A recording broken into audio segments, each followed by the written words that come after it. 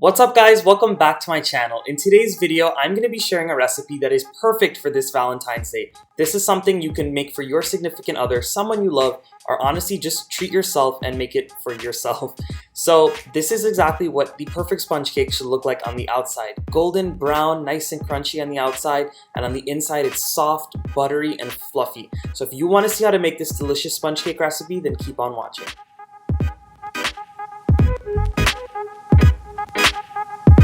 So guys, you heard it right. Today's video is going to be a nice little dessert. Again, something you could share with your significant other or somebody you love, or just eat it all by yourself. Honestly, something I would do. So this recipe is actually a riff off of Grammy's original sponge cake recipe. As you guys saw in my Christmas cakes video, Grammy and I baked a whole bunch of black cake, fruit cake, and sponge cake. Now, a lot of you guys asked for the sponge cake recipe. I posted the original sponge cake recipe about 2 years back at this point, so I'll have that linked right up here, but I still wanted to deliver a new type of dessert to you guys. So I put a little spin on the recipe, I added some orange zest, has some vanilla in it, and of course it has some nutmeg. So it's gonna be a really delicious cake, and yeah, I hope you guys enjoy, so let's get into it. In a bowl, I'm beginning with some unsalted butter, and I'm using the butter sticks, but if you wanted to, you could use I Can't Believe It's Not Butter. That's what Grammy uses in her cakes, and it won't make much of a difference. I find that this makes the cake a little richer versus using the I Can't Believe It's Not Butter. And what I'm doing here is I'm using my hand mixer just to soften it a little bit so it can make it easier for that sugar to mix in. Now once your butter is softened, it's time to go in with all of the sugar. Now if you wanted to, you could use white sugar for this recipe, or you could use brown sugar like I'm using today. I'm using the brown demerara sugar because I like to use that in my cakes, but by all means, if you have white sugar on hand, feel free to use that. And of course, if you don't have a hand mixer, you can always use your stand mixer. That's what we used in the video that Grammy and I did for Christmas. You could also do it by hand. It's just going to take some more arm work. Now, once you add your sugar in, you're going to keep on beating this mixture for about 3 to 5 minutes until it is very fluffy and it has gotten very light in color. You're going to notice that because once you add the brown sugar in, obviously the mixture looks brown or a pale brown, but once you mix it for those 3 to 5 minutes and it gets fluffy, it'll actually lighten in color a lot and just be very pale. So I'll show you guys what that looks like when I'm done with this.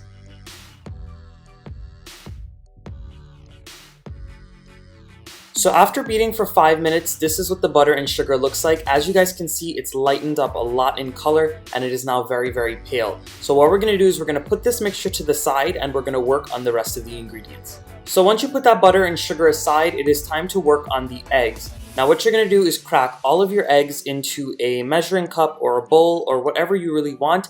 And once you crack them, you're going to beat them up with your hand mixer or in your stand mixer, whatever you're making it in. And you want to get them just a little frothy at the top. Now this method is a little different from the way that Grammy showed me how to use her recipe because I'm actually not separating the egg whites and the yolks and beating them separate. I'm doing it all together. So this is what the egg mixture looks like once we've finished beating it, and I beat it for maybe 1 to 2 minutes just until it started to get those little bubbles on the top and it got a little bit pale in color. So what I'm going to do now is set this aside and we can start working on the rest of the cake. Once you finish beating the butter and the sugar together and you finish beating your eggs separately, it's time to mix everything together. So what I'm going to do in very small amounts and in small batches is I'm going to keep adding the egg in gradually. You want to incorporate it slowly so that egg gets evenly distributed throughout the whole mixture. So I'm going to keep on doing this and then I'll show you guys what the mixture looks like when it's all beaten in.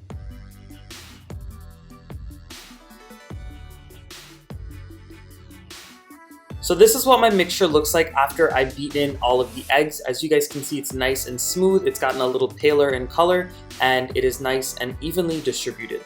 So what I'm doing now is I'm going in with some freshly grated nutmeg as well as some freshly grated orange zest. Now for this recipe, I truly recommend using freshly grated nutmeg versus the already powdered version because it gives it such a fresher and better flavor. And for the orange zest, it's really going to uplift the flavor of this sponge cake. And at this point, I'm also going in with my vanilla extract. Feel free to use mixed essence if you wanted to. You could even play around with some almond essence in there.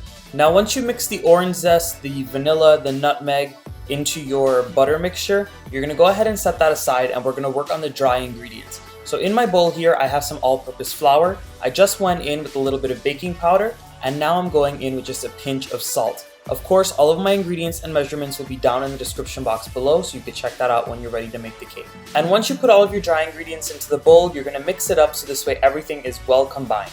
So now is the easiest part of making the sponge cake. What you're going to do is add in a little bit of that flour mixture at a time into your wet ingredients, which is like your butter, your eggs, and all of the spices.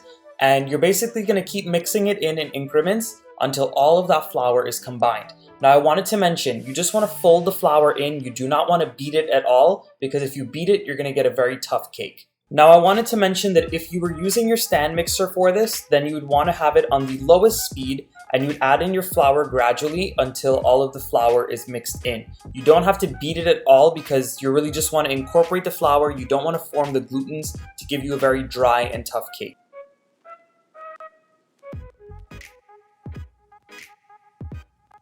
Alright guys, so this is what my cake batter looks like after I mixed in all of my flour. Remember, I added it in increments, and I kept mixing it in until I saw no more dry flour. So at this point, I am ready to go ahead and bake my cake. So what I have here is a 9-inch circular baking dish. What I went ahead and did was I buttered it really well, and then I added some flour and dusted it with the flour so this way it could form a coating. This is going to help the cake not stick.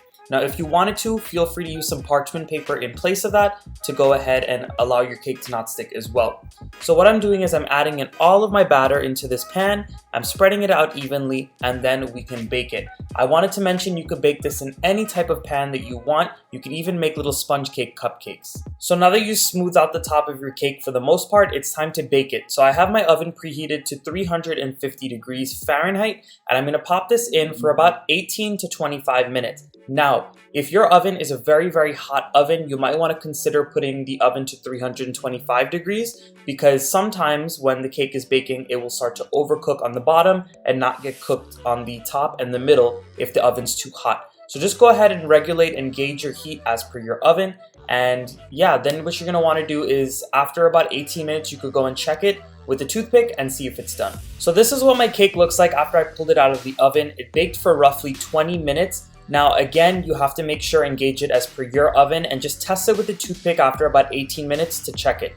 And then you're gonna let it cool completely. Now I wanted to mention that an easy way to go ahead and check if your cake is done is to stick a toothpick in the middle, and if the toothpick comes out clean, then you know that the cake is done. Now what I'm doing, since my cake is fully cool, I am emptying it out onto my hand. As you guys can see, I just flipped it over, and it came out really quick and easy because of that flour and butter that we had put inside of the pan. And I'm just leaving it on my cooling rack to serve, or you could just leave it there to cool even more. Now here's the fun part, guys. As you guys can see, that beautiful glistening top of that cake is just staring at me and waiting for me to cut into it. So at this point, I'm cutting into the cake, and I want to show you the inside. The inside is super soft, it is super fluffy, it is buttery, and overall just delicious. It's so fresh with the orange zest, the nutmeg, as well as that vanilla running through. The perfect flavor, and it is not dry at all, guys. The one thing I do not like is a dry sponge cake. So some ways that you can serve this, if you were making this for somebody special, I recommend going ahead and putting some whipped cream on it and serving it with some fresh berries and sprinkling it with powdered sugar. If you wanted to, you could just sprinkle with powdered sugar, or you could also just keep it plain and eat it by itself. I promise you guys, this cake is so flavorful that it is perfect on its own. And to be honest, since I was just making this for me and my family today, I went ahead and went very simple and just served it on its own. So I really hope you guys enjoyed this recipe today. I had a lot of fun filming it because of course I got to eat some sponge cake at the end of the video. And it's a really, really great sponge cake recipe, so I hope you guys give it a try. If you guys enjoyed this video, go ahead and give it a nice big thumbs up. Subscribe to my channel if you're not subscribed yet, and make sure you hit that red subscribe button so you'll be notified when I post my newest videos. And of course, leave your awesome comments down below and let me know if you made this cake. Have a happy Valentine's Day, guys. Bye.